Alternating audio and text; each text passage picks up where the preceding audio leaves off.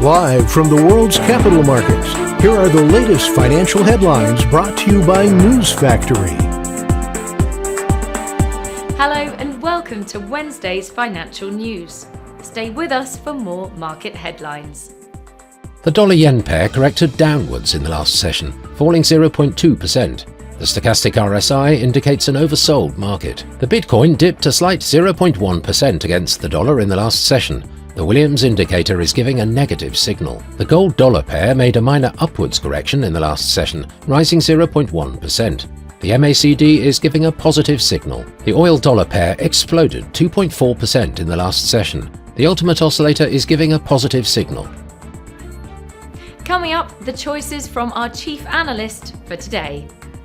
OPEC oil output rose for a second month in November as Libya's production recovered after resolution of a political crisis, though members making cuts pledged to the wider OPEC Plus alliance kept output broadly steady. Sterling gained against the dollar after dovish comments from Federal Reserve Governor Christopher Waller, and was steady against the euro as political turmoil in France kept investors on edge. Cryptocurrency exchanges have seen a sharp increase in average deposits in 2024, driven by larger purchases from professional and corporate investors.